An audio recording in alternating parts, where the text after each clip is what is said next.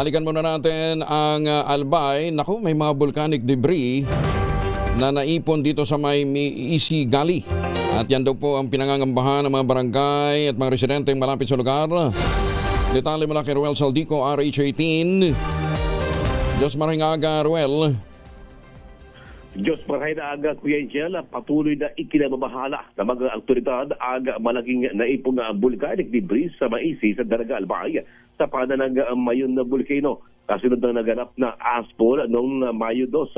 Ayon kay Daraga Mayor Victor Perete, nasa 5 munong barangay ang maaaring managay sa panganib sakaling makaranas ng malakas na pagulan dahil sa posibleng rumarga sa pababa naman ang maluwag na volcanic materials at makaapekto sa mga kalapit na komunidad.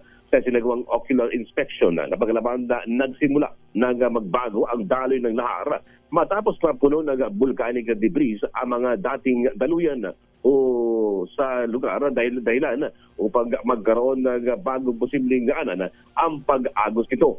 Dahil dito, ipinatupad naman ng mahigpit na no human activity o policy na apektadong lugar upang maiwasan ang anumang sakuna.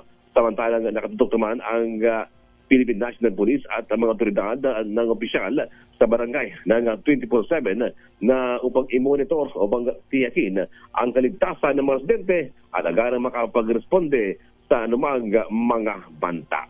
Mula dito sa Bicol, ito si RH18 Ruel Saldico, una sa Pilipinas, una sa Pilipino. Ma'am Ruel.